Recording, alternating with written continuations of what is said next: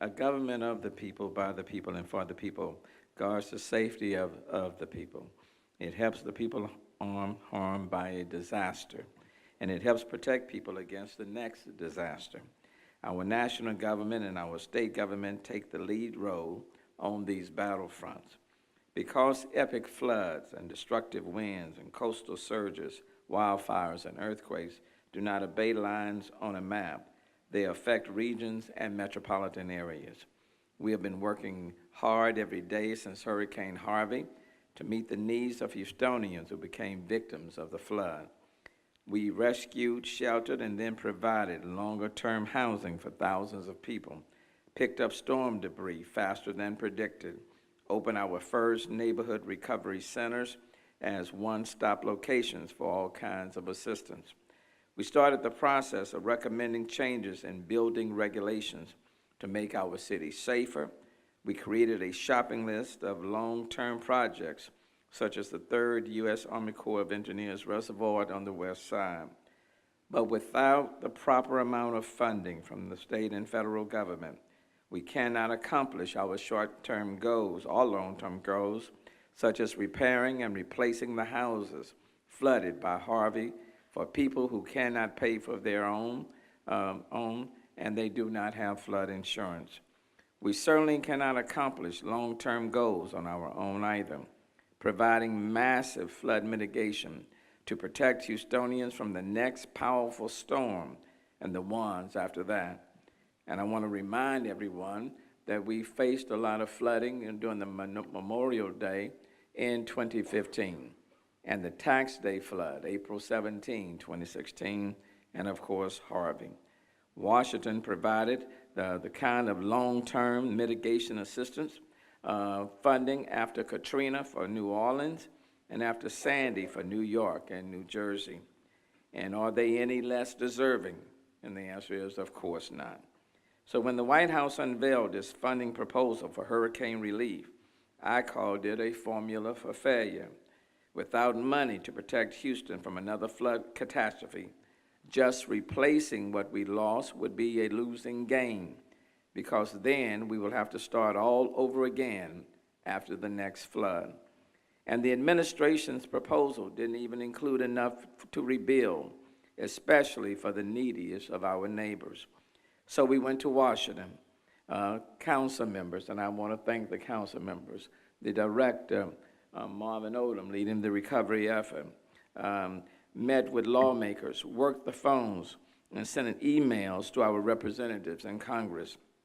Now the proposal has gone from $44 billion to what is recommended by the House, $81 billion for disaster relief for Texas, Florida, and Puerto Rico all together.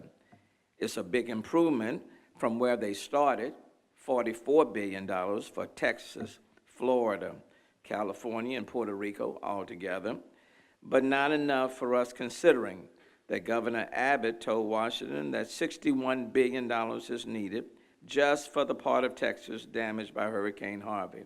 And by the way, all of us in the Texas region agree with that $61 billion assessment.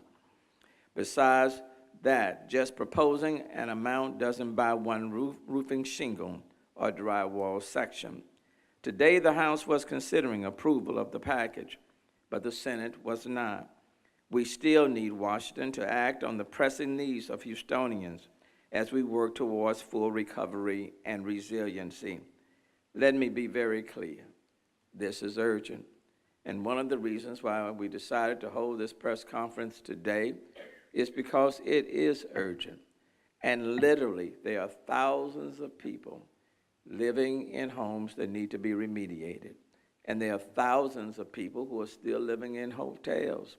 And the question is, where do they go when FEMA says no more? So there is an urgency for it. And we need the money to start and the resources to start flowing down to the local communities. So with me today to tell their stories are several individuals who are present. And let me just say, we know another storm is going to come. We know that. And the people in Maryland, in Braeswood, Mayor Pro Tem Ellen Cohen, are asking, what do we do? Do we rebuild? Do we move? Are there dollars to buy out? Okay? And what about the bayous? Now, thanks to the members of City Council, okay, last year we took steps to borrow money from the Texas Water Development Board, $47 million, to pass it on to the Harris County Flood Control District in order to complete Project Braves. And what we do know, had that project been completed, thousands of homes would have flooded. That we know. And we are, the city of Houston, we are borrowing money. We have already committed the economic stabilization portion of our budget. It's already gone, okay? But people are still waiting for services to be provided. And so here today, in order to put faces to this crisis that is existing, we invited just a few people to come to tell their story, because the debris is gone, the lights are on, and people are assuming that there's still not a tremendous need, and urgency is critically important. Just like tax reform was urgent. Let me just tell you, you can give people tax reform, but when their houses get flooded, what's left? Okay? This is urgent. So let me first call on Ms. Deborah Williams of Northeast Houston to speak for a few minutes. Take your time. Do I need to come up? Yeah. You sure you don't want your cane? Oh, you can catch me if I start. Oh. Now that I can do. Come on. My name is Deborah Williams. Hey, everybody. I live in Northeast Houston, off of Tidwell and Mesa Road. And there's a house bio that runs parallel to my driveway. My house was 4, 5, almost 6 feet of water in my house.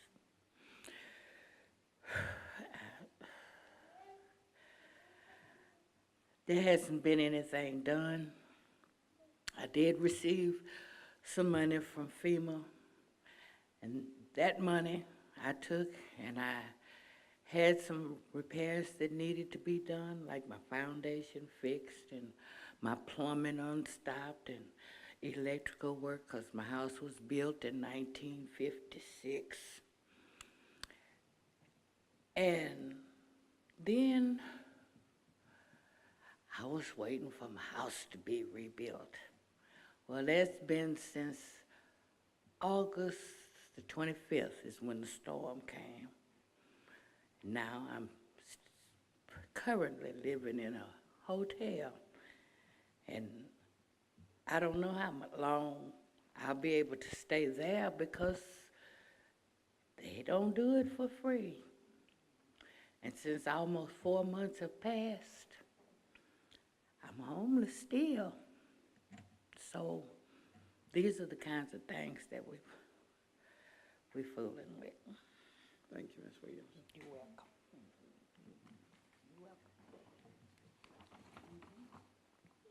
And let me just say, Ms. Williams was displaced by Harvey, bounced from one friend to another until she felt she had extinguished all options, and is now in a hotel. There are a little over 5,000 that are still in hotels in Houston alone. Everything in her home destroyed. She lived in her home for 20 years, and she wants to get it rebuilt. She's 66 years old and has various health problems. And we're going to do everything we can to try to get her situation stabilized so she can return to her home. But urgency is critically important. Let me call on Christina Cotero.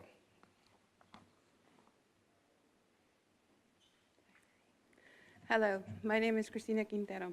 I live in East Houston, and I have 2 amazing, beautiful children.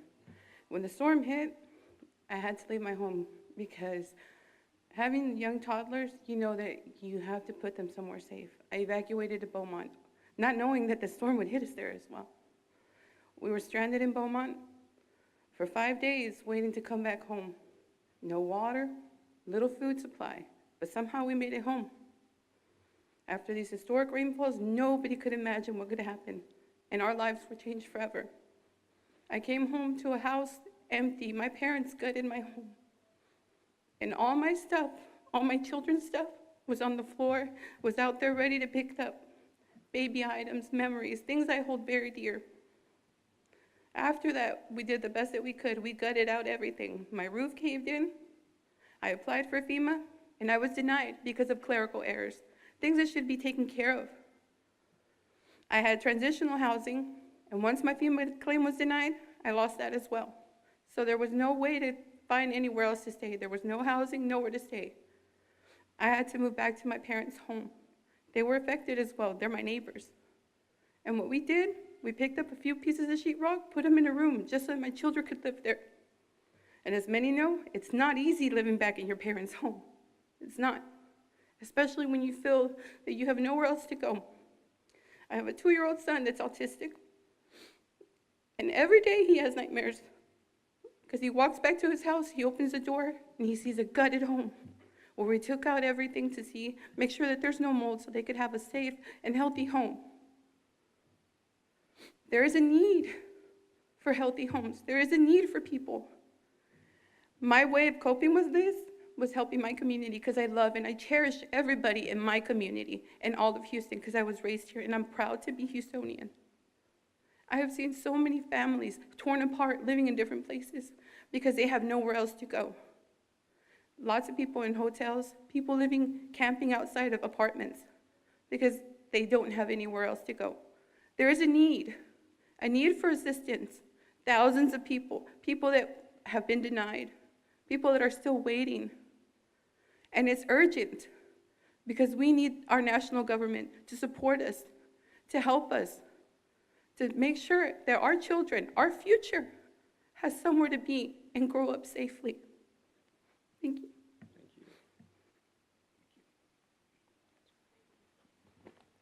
Thank you, Ms. Quintero. Mom, 2 kids, one of whom is autistic. And like she said, lost her home and her car. Denied by FEMA and appeal, but the appeal is still in progress. And the only help she got was a hotel voucher, which she didn't use because the hotel was too far. And having lost her car in the flood, she couldn't get back and forth. Living now with her mom because of the condition of her home. This is a face of Harvey that still needs to be addressed. Karen Knight. Karen?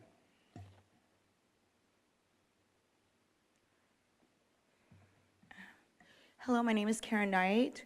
I'm a resident in Southwest Houston on Beechnut. I'm a single mother of 5 children, one is which has paralysis. Just before the storm hit, I knew that I didn't want my daughter to be in a situation where I wasn't going to be able to help her, so I took her to New Caney. This is where we are still. Coming back to my home, it was flooded. It had never flooded before, and it's unlivable.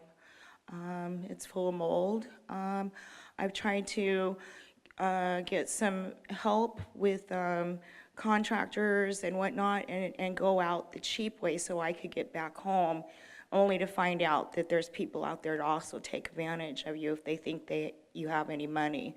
So I had to stop that right away so I could save the little bit of FEMA money I did have and hold out the rest of this time until I could get some help. The damage that was done to my home was more than what FEMA has offered, and so I'm in appeal right now, and my son, he was devastated by the storm as well. It knocked him from going to HCC college and taking online classes, something that was very important to him. So we just are holding out, and I'm just trying to be strong so my children doesn't know the devastation that's really going on. You know, when you have to rent from somebody else, it puts you into vulnerability. It keeps you dependent on them. And so I'm just trying to be strong for my children. We know that Houston is a great town, and that's why I brought my daughter here, because I know that I'm going to get the help that I need for her to become an independent woman. And I know that Houston is strong, and we are here today because there are so many people out there devastated by this storm. And I can't imagine what they're going through. Without TOP, I wouldn't be standing here today giving my story. There's so much more to it. But when you look around, there are many other people that are in way worse condition than I am in, and I thank God for that. But we're just, thank you so much. I don't know. No, wonderful, thank you. And Ms. Knight, single mom, paralyzed child, approved for FEMA, but only received $9,000, and her home damage estimate is about $37,000. She's not living in a home because the doctor says the environment is not conducive for a paralyzed daughter. Home repairs are incomplete, and living with a friend in New Caney, and has a son in college in Houston who can't get to class and had to shift to online learning. But thank you for telling your story. Let me call on now Joetta Stevenson of the Texas Organizing Project. TOP. Thank you. Good evening, and thank you, Mr. Mayor, for this important press conference. My name is Joetta Stevenson. I'm a member and also on the board of directors of the Texas Organizing Project. When Katrina hit New Orleans, 9th Ward, and other parts of that city, historical Black neighborhoods were hit particularly hard. And 12 years later, the 9th Ward is still a shell of its original self. Most of its residents were never able to return. They were permanently displaced by Katrina, and New Orleans was permanently changed. We don't want this for Houston. We don't want Harvey to force people like the ones you've heard to leave their city or their neighborhoods. We have to learn from Katrina, and the lesson we should carry from that is if our government doesn't help people in low-income neighborhoods rebuild, Harvey will change Houston as well. The wealthy neighborhoods will rebound in our area one way or another, but in our neighborhoods, the Gulfton area, the East End, Cashmere Gardens, Tidwell and Mesa, among others, if they're not first at receiving public help, public assistance to rebuild, families who have lived there for generations will be displaced. And our neighborhoods and city will be permanently changed by this terrible hurricane. Since the storm, TOP members and staff have been talking to people in neighborhoods that were affected by Harvey. People are still struggling. They're struggling mightily. We've spoken to hundreds of people who are still living in mold even today. Just like she stated earlier, that hurricane hit at the end of August. That's a long time to be in a house like that. And the reasons they're living in those types of conditions, well, there are many. Maybe they can't afford a place to live right now or move to right now. Maybe their landlords haven't fixed up their apartments. And maybe that same old sad song, FEMA, turned them down. And they can't afford to fix their own homes. They don't have the money. We need more help to get options for these families. We need FEMA to work with the city and HUD to start up DHAP, Disasters, Section 8. We will give people, this particular program will give people temporary help to move to a decent apartment and get out of mold. We need more federal and state funding for Houston. We know that there are thousands of homes and apartments that need to be fixed. And we need to have our federal and state officials to step up, step forward to ensure that everyone has a safe, healthy, and affordable place to call home. We particularly need this help in our African American and Latino neighborhoods, which have not ever had enough support and development over the years, just historically.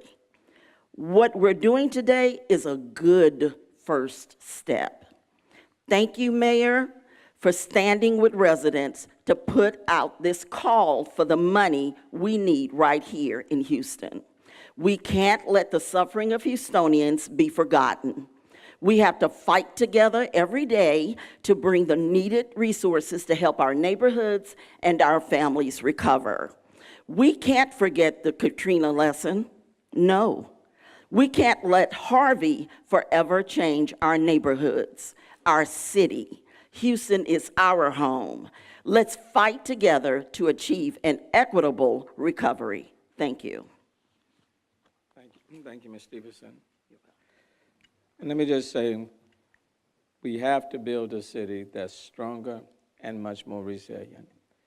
And even though the amount has gone from 44 billion to 81 billion, again, I want to emphasize, that's to be divided amongst several states, not just to the city of Houston. And what we've said to people in Maryland and Bracewood is that we will be fighting for them. Well, the city is doing everything that we can do, okay?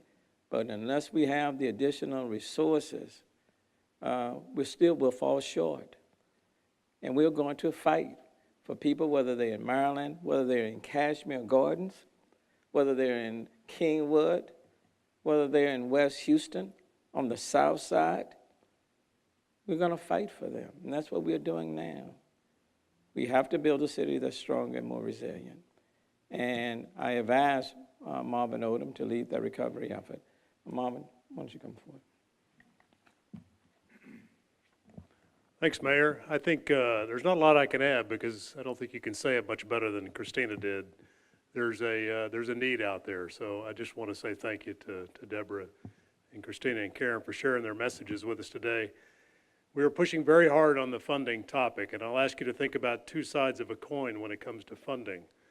The top line number, as we were talking about the $61 billion for the state of Texas, that top line number is extremely important because it helps us answer the question who and what we can do. Who can we help and how much can we do? And it also then allows us to start to share that message with the community so that you can know when you can expect help to come your way. The other side of that coin is how quickly does that money get here? So the first message was really one for the federal government. That second message about how quickly it gets here is going to very quickly shift to the state. As we work with the state of Texas and Austin and the GLO, they're the ones that will help answer that question as to how quickly we can get money to Houston. Our job is to make sure that as soon as it's here, we're ready and able to bring it to the communities. One final comment, Mayor, if I can. I think because I heard it in the comments of several people and certainly the top message, we're designing this recovery on a neighborhood by neighborhood basis exactly for the reasons that you raised. We don't want to lose the character of Houston. The diversity of Houston is one of the amazing things about this city. So that's the way we're designing the recovery, and our commitment is to preserve that. Thank you, Mayor. I also want to acknowledge Councilwoman Brenda Stardick from District 8, who is also standing with us. I want to make two additional announcements. Today, the city is launching a website called postharvey.org, postharvey.org, to give everyone the details about the congressional aid that we've been talking about. Also today, I'm making public a letter that I sent to Governor Abbott. I'm asking him to look at advancing $200 million line of credit that the city can use, and this is something that should not just be focused on the city of Houston, but on the region as well. The same sort of dynamic should apply for the region. Line of credit to use to continue the work of fixing up homes in Houston so victims like these can return to them. When Congress and the White House provide us with aid, we will use the money to pay the state back. It's a small amount compared to the billions we expect. The point that I'm making, there's about $11 billion in the rainy day fund.